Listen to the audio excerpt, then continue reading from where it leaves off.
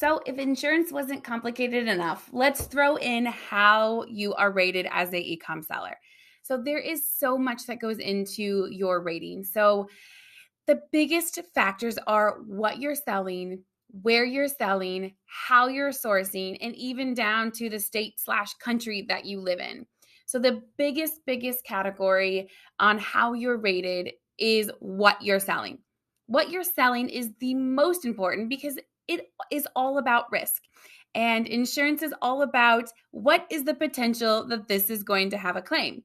So if I'm selling something as simple as like a guitar pick, what is the rate on that versus if I'm selling cosmetics?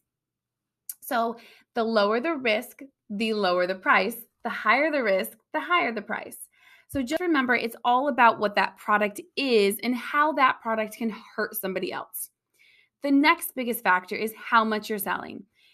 The more you sell, the more sales you have, the more you're putting those products into the hands of the consumers. That's going to raise your price. If I'm selling $1,000 a year, my policy is going to be cheaper than if I'm selling $10 million a year because I'm putting more products into the hands of the consumers. So what you're selling and where you're, how much you're selling are one of the biggest factors.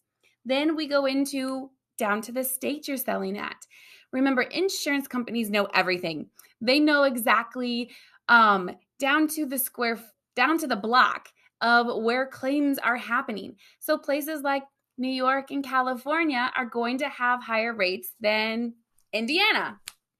So keep that in mind too. Where your business is also has something to do with it. Then they look at where those products are sourced. If they're sourced in a third world country where there aren't safety requirement laws and things like that, it's going to be more expensive than if it was made here in the USA. So just kind of keep those in mind. If you have any other questions on how you are rated, please feel free to let us know. But I just wanted to kind of explain that situation to you so you had a little bit better understanding. So if you have any questions, let me know. Thanks.